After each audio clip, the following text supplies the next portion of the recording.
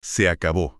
La temporada 2025 de Fórmula 1 es historia y nos dejó, un final de infarto. Totalmente. Tenemos un nuevo campeón del mundo, pero la sensación general y lo que se respira en el material que analizamos es que la historia es mucho, pero mucho más complicada que solo ver quién levantó el trofeo. Es que si te pones a ver, el cierre de esta temporada da para hablar horas. Los informes que tenemos son brutales. Van directo al grano sobre qué funcionó y qué fue un desastre total. Hay una frase en uno de los análisis que para mí lo resume todo. El rey ha muerto, viva el rey. Pero el rey anterior sigue siendo mejor. Esa frase es el corazón de todo el asunto. Así que esa es nuestra misión hoy, desentrañar esa paradoja. Exacto. Vamos a desglosar no solo cómo Lando Norris se coronó campeón, sino por qué muchos creen que Max Verstappen, el subcampeón, fue en realidad el mejor piloto del año. Y de paso, vamos a ver cómo las batallas secundarias reconfiguraron el futuro de equipos legendarios. A ver, arranquemos por el hecho innegable. Lando Norris es el campeón del mundo. Indiscutible. Rompió una racha de 4 títulos seguidos de Max Verstappen y se convirtió en el campeón número 35 en la historia del deporte. El número 35. Los números fríos lo respaldan. Más puntos, más podios que nadie. Pero, y aquí empieza el debate, ganó por solo 2 puntos. Una diferencia minúscula después de 24 carreras. Y esa diferencia, esos 2 puntitos, es la que abre la puerta a toda esta discusión, ¿no? Porque si bien nadie le quita el título, la narrativa que se construye en el material que revisamos es la de un campeonato con 2 caras. Por un lado vimos a un Lando Norris brillante, o sea, casi perfecto en las últimas 5 carreras, soportando una presión que a otros los habría destrozado. Demostró una madurez que, la verdad, no le habíamos visto. Totalmente de acuerdo. Ese sprint final fue de un campeón con todas las letras. Pero por otro lado, el análisis es igual de duro con sus momentos de debilidad. Durísimo. Hay un punto que se repite constantemente: el abandono en Canadá. Chocar con tu propio compañero de equipo cuando estás peleando el mundial. Si esos 2 puntos hubieran decidido el título, sería una sombra que lo perseguiría para siempre. Para siempre, exacto. Esos errores, según se desprende de las fuentes, revelan 2 cosas. Primero, que McLaren como equipo, a pesar de tener un coche fantástico, quizás no estaba del todo listo para la tensión de una lucha por el título hasta la última vuelta. Claro. Y segundo, que a Lando todavía le falta esa consistencia implacable que definió a otros campeones. Tuvo picos altísimos, sí, pero también valles, momentos de duda donde parecía perder un poquito el rumbo. Y eso me lleva a una de las ideas que más me fascinó de todo esto. Se describe a Norris como alguien que no encaja en el molde del campeón tradicional, ese arquetipo del piloto despiadado. El killer. Exacto. Lo pintan como un buen tipo, cercano, sensible, casi vulnerable. Esto me hace pensar, ¿estamos ante un cambio de paradigma? ¿O fue simplemente una anomalía un año donde el coche fue más importante que el piloto? Pues fíjate que el análisis se inclina más por lo primero. Sugiere que en la era de las redes sociales, la presión mediática 24/7 y la exposición constante, un perfil más humano y menos agresivo puede ser paradójicamente más resiliente. Interesante. La agresión de otros campeones a menudo generaba polémicas que los distraían. Norris, en cambio, pareció usar su conexión con el público para generar un ambiente positivo que lo impulsó en los momentos más difíciles. Es un punto de vista fascinante. Y el contraste con Max Verstappen no podría ser más grande. En todos los papeles que le dimos, la conclusión es la misma y es categórica. Verstappen fue por un margen considerable el mejor piloto de 2025. Los datos son abrumadores. Más victorias, más poles que nadie. Pero hay una cifra que es la que realmente define su temporada y que es casi absurda. Dila. Consiguió el 94% de todos los puntos de Red Bull. Prácticamente él solo llevó a ese equipo al 3er lugar en el campeonato de constructores. Un 94%. Es una locura. Pero, ¿sabes qué? El análisis no se pregunta si esa dependencia extrema en un solo piloto es también la mayor debilidad de Red Bull. ¿Qué pasa si Verstappen tiene un mal día? O peor, una lesión. Es el punto ciego del equipo, sin duda. Una de las fuentes lo llama el riesgo de Atlas. Si el que sostiene al mundo se tropieza, todo se derrumba. Y en 2025 estuvieron a punto de verlo de primera mano. La temporada de Max fue casi perfecta. ¿Se menciona un único error notable en Barcelona con George Russell? ¿Uno solo? Uno. Entonces, esto nos obliga a preguntar, ¿qué nos dice del deporte cuando el piloto que todos consideran el mejor no se lleva el título? Y si hablamos del coche y del equipo, es imposible no hablar del rol que jugó McLaren como organización. La victoria de Norris fue tanto una victoria de equipo como una suya, sobre todo en cómo manejaron a su segundo piloto, Oscar Piastri. Por supuesto. Que no olvidemos, llegó a las últimas carreras como el tercer contendiente al título. Absolutamente. De hecho, uno de los análisis califica de absurda toda la especulación que hubo sobre si Piastri ayudaría o no a Norris. Sí, se habló mucho de eso. Y la lógica que se plantea es muy clara. No se trataba de un favor a un compañero. Para nada. Era una responsabilidad con las 2,000 personas que trabajan en la fábrica de Woking. Ellos les dieron un coche para ganar, y la prioridad del equipo está por encima de cualquier ambición individual. Es que a veces se nos olvida que, aunque solo uno se sube a lo más alto del podio, esto es un deporte de equipo con todas las letras. Por cierto, si estás viendo esto en YouTube, bienvenido a DRC Zone. No olvides suscribirte para más contenido de F1. Y es que no ayudar a Norris en esa situación no solo habría sido un error estratégico garrafal. Como sugiere una de las notas, probablemente le habría costado el asiento al día siguiente. No hay lugar para ese tipo de egoísmo a este nivel. Cero. Dicho esto, la evaluación de Piastri es muy interesante. Sí, ¿qué se concluye sobre su temporada en general? Que el potencial es gigantesco. Tuvo momentos de brillantez pura, carreras donde fue incluso más rápido que Norris. Sin embargo, la conclusión general es que todavía le falta esa madurez para mantener un nivel de élite durante 24 carreras. Necesita pulir los detalles, gestionar mejor los neumáticos.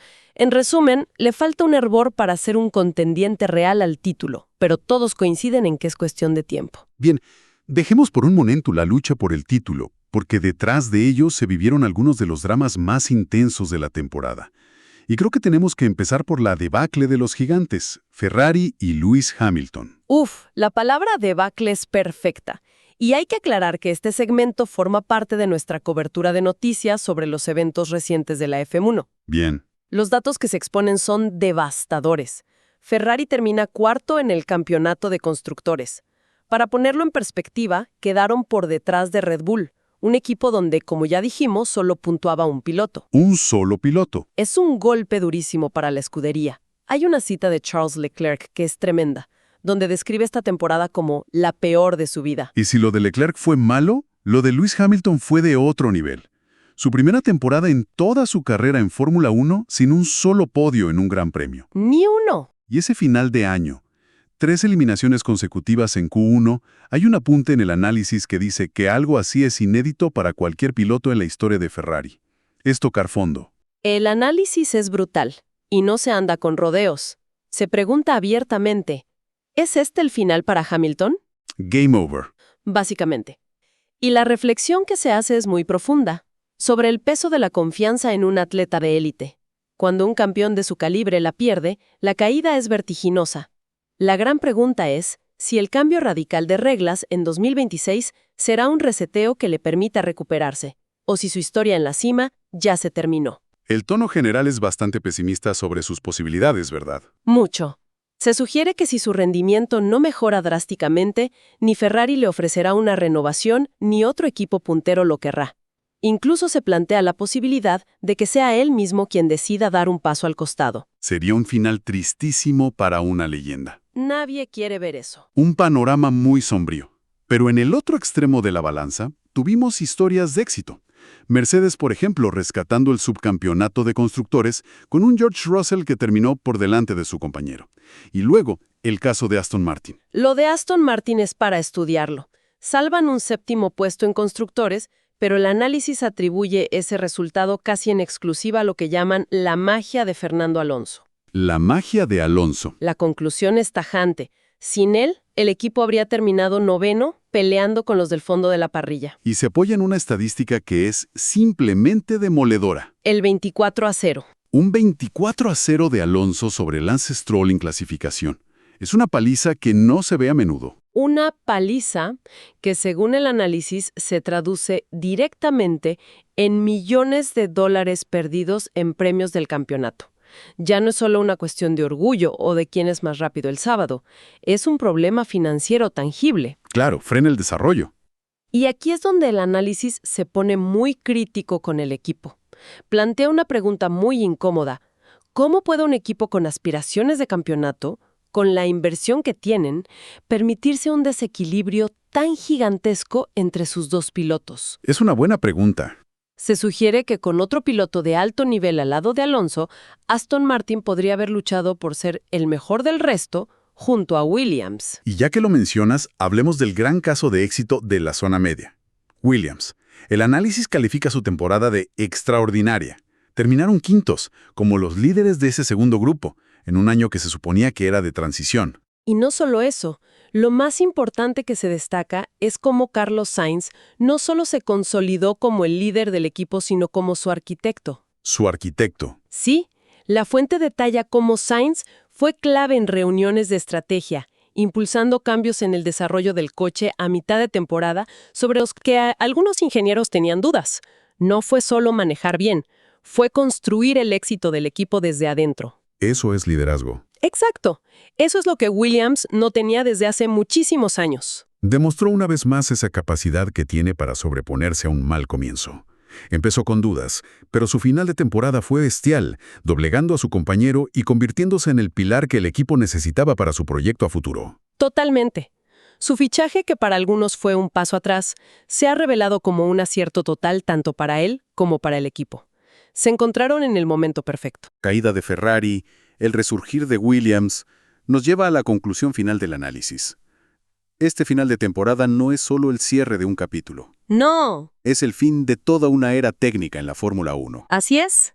La lista de cosas que desaparecen a partir de ahora es larga y muy simbólica.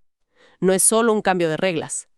Por ejemplo, le decimos adiós al nombre Sauber, un clásico, un equipo privado que luchó contra gigantes durante décadas para dar paso al proyecto oficial de Audi. Eso ya cambia el paisaje de la parrilla. Muchísimo. Y junto a Sauber se van tecnologías que han definido los últimos años. Desaparece el DRS, el MGUH, los neumáticos anchos que hemos tenido desde 2017. Son cambios que van a alterar por completo la forma de conducir y de diseñar los coches. Y hay una despedida que el análisis describe como particularmente melancólica. La del motor Renault, sí.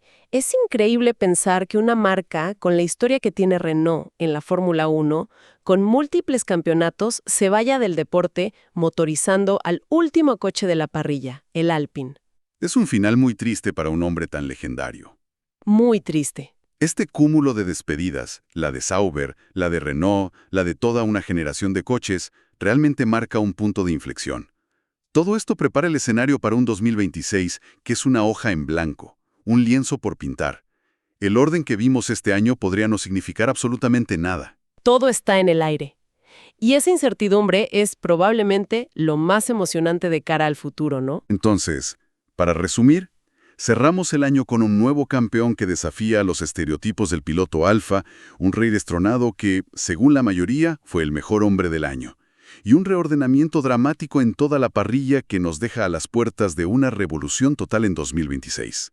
Y para cerrar, el material deja flotando una reflexión final muy provocadora, centrada precisamente en el futuro de Verstappen y Red Bull. A ver, Se pregunta si con la reestructuración del equipo y el cambio a una nueva unidad de potencia, esta no habrá sido la última oportunidad real de Max de luchar por un título en el corto plazo. Y esto nos lleva a una reflexión mayor. En un deporte donde la máquina es tan crucial, ¿estamos entrando en una nueva era donde el talento puro de un piloto ya no es suficiente para compensar las deficiencias técnicas? ¿O la genialidad de pilotos como Verstappen y Alonso siempre encontrarán la manera de torcerle el brazo al destino y desafiar las probabilidades? Tremenda pregunta para cerrar. La respuesta la tendremos en 2026. Gracias por acompañarnos en DRS Zone. No olviden seguirnos en todas nuestras plataformas, TikTok, Instagram y YouTube, para no perderse nada del mundo de la Fórmula 1.